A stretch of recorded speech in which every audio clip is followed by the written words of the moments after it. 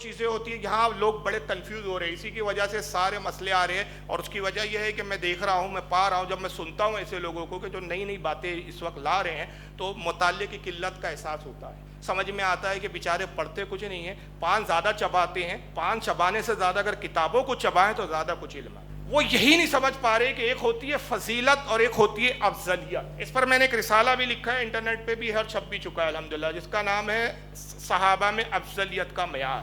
اس میں اعلیٰ حضرت فاضل بریلوی کی فتح رضویہ کی 29ویں جلد سے میں نے ایک حوالہ کوٹ کیا ہے، جس میں اعلیٰ حضرت فاضل بریلوی نے بہت واضح انداز میں فرمایا اور بہت بہترین انداز میں اس کو بھی سمجھایا ہے کہ فرماتے ہیں کہ ایک ہوتی ہے فضیلت اور ایک ہوتی ہے افضلیت، اور افضلیت اور فضیلت میں زمین و آسمان کا فرق ہے۔ اب فضیلت کسے کہتے ہیں؟ فضیلت کسی کی خوبی کو کہتے ہیں، بھائی ہر آدمی میں کچھ نہ کچھ خوبی ہے، جو خوبی ہے وہ فضیلت ہے، اور افضلیت کہتے ہیں تقدم کو، کسی سے مقدم ہونے کو، یعنی کسی کے درجے میں بلند ہونے کو۔ تو افضلیت کا درجہ اور ہوتا ہے، ابو بکر صدیق کے بارے میں حضرت، اس کے بعد حضرت عمر پھر افضل ہے، اس کے بعد عثمان غنی، پھر چوتھے پہ علی ہے۔ یہ جو ہمارا عقیدہ ہے تسلسل کے ساتھ، یہ عقیدہ افضلیت کا فضیلت کا نہیں ہے۔ مولا علی کی فضیلت بہت زیادہ ہے، حدیث زیادہ ہے، اعلیٰ حضرت فرماتے ہیں کہ فضیلت کے لیے حدیث ضعیف بھی کام دیتی ہے، مگر افضلیت کے لیے حدیث ضعیف کام نہیں دیتی۔ جو حدیثوں میں ضعف ہو وہ حدیثیں کام نہیں دیں گی، وہ کیسے ثابت ہوتی ہے افضلیت؟ اعلیٰ فرماتے ہیں افضلیت کے ثبوت کے لیے دلیل نص قطعی چاہیے۔ فضیلت تو ضعیف حدیث، ضعیف جداً، ضعیف سے بھی ایک نیچے کی کیٹیگری ہوتی ہے حدیث کی مطلب قسموں میں، جداً ضعیف سے بھی نیچے گری بھی ہوتی ہے، بلکہ اس سے بھی ضعیف جداً سے بھی ایک نیچے اور کیٹیگری ہوتی ہے جس کو کہا جاتے ہے کہ ضعیف ہے منکر، یعنی اس کا راوی منکر ہے، اور اس سے بھی ایک نیچے ہوتی ہے جس کا راوی مدلس ہوتا ہے۔ بہت ساری قسمیں، تو بہرحال ابھی کیونکہ درس نہیں ہے ورنہ اس پہ بتاتا میں، تو یہ قسمیں ہیں کہ ان سے بھی فضیلت ثابت ہو جاتی ہے۔ ضعیف جداً حدیث ہو، کتنا ہی ناکارہ راوی ہو، مگر فضیلت کی بات بیان کر رہا ہے، ہم اس کو قبول کر لیتے۔ فضیلت کا تو ہمارے یہاں قبول کا یہ عالم ہے کہ صوفیہ جو بغیر سند کے روایت بیان کرتے، سند بھی بیان نہیں کرتے کہ کس سے سنا، کہاں سے سنیا، ہم اس صوفی کے معیار کو دیکھ کر اس روایت کو قبول کر لیتے ہیں، مگر افضلیت کے لیے دلیل دیکھی جاتی ہے، سند دیکھی جاتی ہے، اس کی جو ہے حکم قطعی ہونا چاہیے، حکم دلالت ہونا چاہیے، اس کے اندر بہت سارے اس کے اصول و ضوابط ہیں۔ تعالیٰ فرماتے ہیں کہ مولا علی کے بارے میں جو حدیث کثرت کے ساتھ آئی ہے وہ فضیلت پر دلالت کرتی ہے، افضلیت پہ دلالت نہیں کرتی۔ یہ ایک بڑا موضوع ہے، بہرحال کتاب پڑھیے گا آپ، جو نہیں خرید سکتے انٹرنیٹ پر جا کے آپ ہماری ویب سائٹ سے اس کو ڈاؤن لوڈ کرنا، اس میں ساری بحث ہے۔ اب رہا کہ ابو بکر صدیق کی افضلیت کا معیار کس بنیاد پر ہے؟ معیار یہ ہے کہ اس کے لیے افضلیت کے لیے جو شرط عظیم ہے کہ ابو بکر سب سے اول ہے، اس کی وجہ یہ بیان کرتے ہمارے علماء، اور اس پر اجماع ہے، اختلاف نہیں ہے، یاد رکھیے، اعلیٰ ایمان کا درجہ۔ افضلیت کے لیے معیار کیا ہے؟ جتنا ایمان کا درجہ زیادہ ہوگا وہ مقام افضلیت پہ اتنا فائق ہوگا، اتنا زیادہ ہوگا۔ ابو بکر صدیق کا ایمان تمام صحابہ میں سب سے اعلیٰ تھا، مولا علی سے بھی اعلیٰ تھا ایمان کا درجہ، حضرت عمر سے بھی اعلیٰ تھا، عثمان غنی سے بھی اعلیٰ تھا۔ انبیاء کے بعد کوئی کائنات میں ایسی ذات ہی نہیں ہے کہ جس کے ایمان کا تقابل ابو بکر صدیق کے ساتھ کیا جا سکے۔ اب آپ کہیں گے اس کی دلیل کیا ہے؟ میں چند دلیلیں بیان کرتا ہوں۔ اس کو حضرت امام میر عبد الواحد بلگرامی رحمۃ اللہ علیہ، جو خود سید ہے، زیدی سید، ہندوستان میں سادات میں زیدی سیدوں میں آنے والے سب سے پہلی ذات حضرت میر سید عبد الواحد بلگرامی رحمۃ اللہ علیہ۔ انہی سے ماہرہ کی شاخ چلی ہے، انہی سے ماہرہ کی وہی شاخ ہے جس میں اعلیٰ حضرت بیعت ہوتے ہیں۔ اب اس سے اندازہ لگائیے کہ کیسی ذات ہے یہ عبد الواحد بلگرامی رحمۃ اللہ علیہ کی۔ ان کی مشہور معروف کتاب ہے جس کے بارے میں خود اعلیٰ فرماتے ہیں یہ بارگاہ رسول میں مقبول ہو چکی ہے۔ اللہ کے نبی نے جب یہ کتاب انہوں نے لکھی فارسی زبان میں تو رسول اللہ خواب میں تشریف لائے اور کہا ہے عبد الواحد بلگرامی یہ کتاب تیرا لکھنا ہم نے اپنی بارگاہ میں قبول کر لیا، اور اس پر تواتر کے ساتھ علماء نے لکھا کہ یہ کتاب بارگاہ رسول میں مقبول ہے، اور اس کے دلیلیں اور اس کے حوالہ جات نقل کرتے رہے۔ چنانچہ عبد الواحد بلگرامی رحمۃ اللہ سبع سنابل شریف فارسی ایڈیشن کا میں حوالہ دے رہا ہوں، میرے پاس فارسی اردو دونوں ایڈیشن ہے، صفحہ نمبر 14 فارسی، ورنہ آپ اردو میں دیکھیں گے کہیں گے فاروق صاحب نے بیان کیے، یہ ایڈیشن بہت سارے ہوتے ہیں، اس لیے میں اب یہاں عرض کر رہا ہوں کہ فارسی ایڈیشن کا میں حوالہ دے رہا ہوں، صفحہ نمبر 14، اور اردو ایڈیشن میں اگر آپ دیکھیں گے تو صفحہ نمبر 66 پر یہ لکھا ہے کہ ابو بکر صدیق رسول اللہ کی بارگاہ میں حاضر ہوتے ہیں اور عرض کرتے ہیں مل ایمان و یا رسول اللہ صلی اللہ علیہ وسلم، اے اللہ کے نبی ایمان کیا ہے؟ ایک چھوٹا سا سوال ہے، آقا نے بہت مختصر سا جواب دے دیا، کہا کہ ابو بکر ایمان کے 70 درجے، کتنے درجے ہیں؟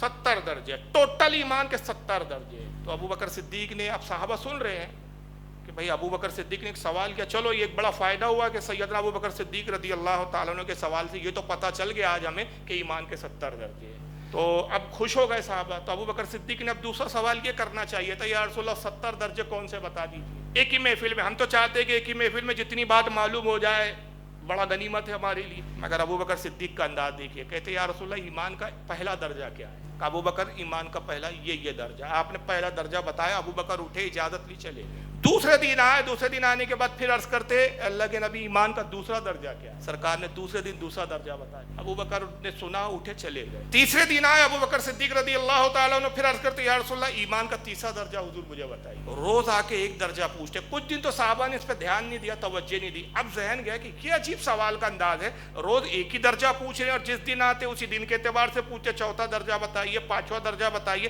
ایک ساتھ پوچھتے کیوں نہیں ہے؟ مگر ایک عجیب بات ہے، اللہ کی حکمت، اعتراض نہیں کر رہا، سمجھ رہے ہیں لیکن بول نہیں پا رہا ہے۔ یہاں تک کہ 70 دن تک ابو بکر صدیق آتے رہے اور 70 دن روزانہ ایک درجے کے بارے میں پوچھتے، اور رسول اللہ صرف ایک درجے کی تشریح کرتے، بتاتے، اور ابو بکر صدیق چلے جاتے۔ جب 70ویں دن آئے تو اب صحابہ کو خیال آیا کہ اب تو پوچھنا چاہیے، گویا اللہ نے جو زبانوں پر ان کے مہر لگا دی تھی، گویا مہر کھول دی گئی۔ تو اب صحابہ عرض کرتے ہیں کہ ابو بکر بڑی عجیب بات ہے، 70 دن لگا دیا آپ نے ایمان کا ایک ایک درجے پوچھنے میں، آپ ایک ہی ساتھ پوچھتے، اور اللہ کے نبی آپ بھی چاہتے تو ایک ساتھ 70 درجے بتاتے۔ تو آپ نے فرمایا تم سمجھے نہیں، ہوا یہ کہ ابو بکر روز ایمان کا ایک درجہ پوچھتا، اور دوسرے دن جب وہ میری بارگاہ میں آتا تو جو درجہ پوچھ کے جاتا اس پر فائز ہوتا، یہاں تک کہ 70 دن میں 70 درجوں پر ابو بکر فائز ہے۔ اور آگاہ ہو جاؤ، میری امت میں سوائے ابو بکر کے ایسا کوئی نہیں جو ایمان کے ان 70 درجوں پر فائز۔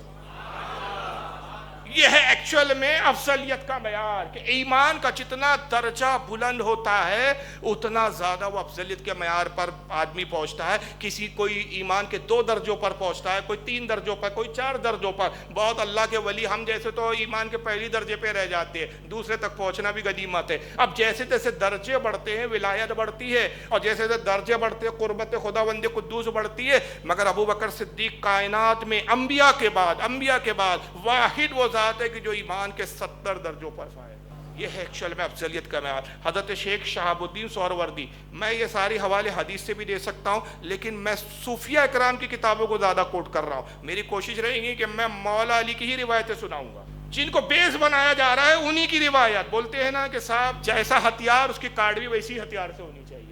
صوفیہ کا نام لے کے آج گمراہ کیا جا رہا ہے، لیکن یہ بیچارے خود صوفیہ کی کتابوں سے نا بلد ہیں۔ ان کتابوں کو شاید دیکھا بھی نہیں ان لوگوں نے، بس عقل کا مذہب بنایا اور اسی کو مذہب قرار دیا۔ شیخ شہاب الدین سہروردی کون ہے صاحب؟ غوث اعظم شیخ عبد القادر جیلانی رضی اللہ تعالیٰ عنہ کے فیض یافتہ ہے، اور سرکار غوث پاک کے شاگردوں میں۔ عوارف المعارف کتاب لکھی تصوف پر، جس کے بارے میں نظام الدین اولیاء کیا فرماتے ہیں؟ کہتے ہیں جس نے عوارف المعارف نہیں پڑھی ہمارے نزدیک وہ صوفی ہو ہی نہیں سکتا۔ اور نظام الدین اولیاء دہلی میں اپنی خانقاہ میں اس کا درس دیا کرتے تھے عوارف المعارف کا۔ اور اس کتاب کی سب سے بڑی خاص بات جو میں بتاؤں کہ کتاب لکھنا اور ہے، اس پر کسی بزرگ کی تصدیق کی مہر اور ہے۔ جب شہاب الدین سہروردی نے کتاب لکھی تو سب سے پہلے بارگاہ غوث پاک میں لائے، سرکاری کتاب لکھی، اور غوث اعظم نے اس کا مطالعہ کر کے فرمایا شہاب الدین اللہ تجھے جزائے خیر دے کہ تصوف پہ تو نے وہ کتاب لکھی کہ تصوف کی راہ پر چلنے والوں کے لیے سنگ میل کی حیثیت رکھتی ہے۔ اس پر غوث اعظم کی تصدیق ہے۔ شہاب الدین سہروردی رحمۃ اللہ علیہ عوارف الباری صفحہ 50 پر لکھتے ہیں، اور اسی بات کو پھر انہی کے حوالے سے اب حضرت میر عبد الواحد بلگرامی رحمۃ اللہ صفحہ سنابل شریف صفحہ 16 پر لکھتے ہیں، قال رسول اللہ صلی اللہ علیہ وسلم، اللہ کے رسول صلی اللہ علیہ وسلم نے ارشاد فرمایا، ما صب اللہ فی صدری شیئا، آقا نے فرمایا کہ لوگوں اللہ نے جو بھی شے مجھ پر نازل، جو بھی شے، اب شیئا آیا ہے، یہ اشیاء کی، یہ شیعہ جو شیع کی جمع ہے، جو بھی چیزیں مجھ پر نازل کی، معرفت نازل کی، ایمان کی حلاوت مجھ پر نازل کی، تصوف نازل کیا، علم نازل کیا، جو بھی شے مجھ پر نازل ہوئی، الا وقد سببتہ فی صدر ابا بکرین، ایسی کوئی شے نہیں کہ جو اللہ نے مجھ پر نازل کی اور میں نے وہ چیز ابو بکر کے دل میں نہ ڈال دی ہو۔ ہر چیز جو اللہ نے مجھے دی میں نے ابو بکر کے سینے میں ڈال دی۔ اب یہ 2 حدیث کافی ہے، ورنہ پھر فضیلت پر ہی بہت لمبی بات ہو جائے گی۔ اسی بنیاد پر خود رسول نے دعویٰ کیا، آپ مومن خود دعوے دار ہیں، میں مومن ہوں، میرا دعویٰ ہے، میرے ایمان پر تصدیق کس کی ہے؟ کیا کوئی ایسا صاحب کش بزرگ ہے جس کی بزرگیت بھی مسلم ہو، اس پر اجماع ہو، اور وہ کہے ہاں فاروق رضوی صاحب کا ایمان بہت پختہ ہے، بہت اعلیٰ ہے؟ بھائی ہمارا اپنا ایمان کا دعویٰ کرنا اور ہے اور کسی کے ایمان پر نبی کی مہر ہونا اور ہے، اور پھر مہر بھی کیسی؟ آئیے ذرا یہ حدیث سنیں۔ ان عمر ابن الخطاب رضی اللہ تعالیٰ عنہ، حضرت عمر ابن خطاب رضی اللہ تعالیٰ عنہ روایت کرتے ہیں، روایت کا راوی بھی دیکھو کون ہے؟ دوسرا خلیفہ جو صحابہ میں دوسرے نمبر پر آتا ہے افضلیت میں، وہ روایت کر رہا ہے۔ روایت کیا ہے؟ قال رسول اللہ صلی اللہ علیہ وسلم، کہتے اللہ کے رسول صلی اللہ علیہ وسلم نے ارشاد فرمایا، لو اوزنا ایمان ابا بکر بے ایمان اہل الارض لرجع بہم، آقا نے کہا ایک پلے میں میری تمام امت کا ایمان رکھ دیا جائے اور دوسرے پلے میں تنہا ابو بکر کا ایمان ہو، تو ابو بکر کا ایمان میری امت کے تمام ایمان والوں کے ایمان پر وزنی اور بھاری ہے۔ یہ ہے افضلیت کا بیان۔ افضلیت ایمان کی بنیاد پر ہے۔ فضائل تو بہت ہو سکتے ہیں، اب میں ایک مثال لیتا ہوں، زیادہ آپ دور نہ جائے۔ سرکار غوث اعظم کی کرامت ہے بہت ساری، جتنی کرامت غوث پاک کی آپ نے سنی، کسی صحابی کی سنی؟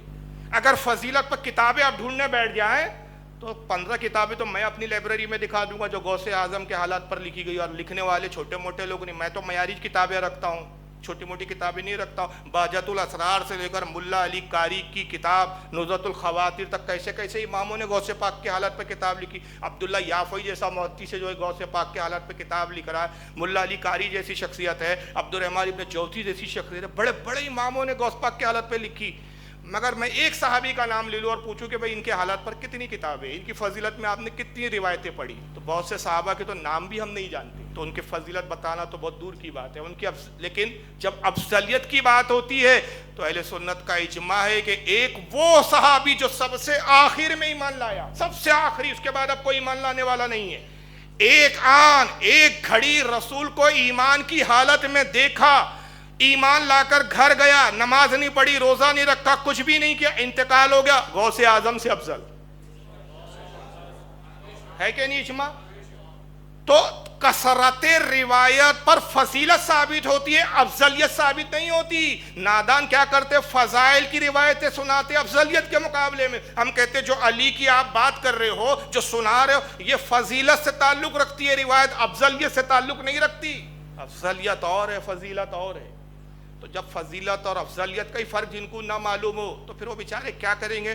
بہرحال یہ جو روایت میں نے ابھی بیان کی کہ اگر میری تمام قیامت تک کی امت کا ایمان ایک پلے میں رکھ دیا جائے ترازو کے، اور تنہا ابو بکر کا ایمان، تو ابو بکر کا ایمان سب پر کیا ہے؟ اس پلے کے اندر غوث اعظم کا بھی ایمان ہے، غریب نواز کا بھی ایمان ہے، قیامت تک سب، تاج الاولیاء تک جتنے ہم اولیاء کو جانتے اور تاج الاولیاء کے بعد کے جتنے ہم اولیاء کو جانتے اور جن کو نہیں جانتے، سب کا ایمان ایک پلے میں۔ ابو بکر کا ایمان سب پر وزنی، اس میں صحابہ کا بھی ایمان آ گیا، اور اس کو لکھا کس نے؟ امام ابن عدی نے لکھا اپنی کتاب الکامل، حدیث نمبر 10,108۔ امام خیثمہ نے لکھا اس کو فضائل ابی بکر صدیق، ان کی کتاب ہے، صفحہ 133۔ امام دارقطنی نے اس روایت کو لکھا اپنی کتاب العلل الوردہ، حدیث نمبر 236۔ امام بہقی نے اس کو لکھا شعائب الایمان میں، حدیث نمبر 36۔ امام غزالی رحمۃ اللہ علیہ نے لکھا احیاء العلوم، کتاب الابن جلد 1 صفحہ 193۔ امام ابن عساکر نے اس کو لکھا اس روایت کو اپنی کتاب تاریخ دمشق کے اندر، جلد نمبر 30 صفحہ 126 اور حدیث نمبر 6143۔ امام ذہبی نے سیار الاعلام النبالہ، جلد 8 صفحہ 405۔ حضرت امام للقائی نے اپنی کتاب شرح اعتقاد اہل السنہ والجماعہ، حدیث نمبر 2432۔ امام جلال الدین سیوطی نے اس کو لکھا اپنی کتاب تاریخ الخلفاء، صفحہ 139۔ امام اجلونی نے اس کو اپنی حدیث کی کتاب کشف الخفا میں لکھا، جلد 2 صفحہ 192، حدیث نمبر 213۔ یہ حضرت ابو بکر صدیق کے ایمان کا درجہ ہے، اس بنیاد پر آپ تمام صحابہ میں بعد انبیاء سب سے افضل ہے۔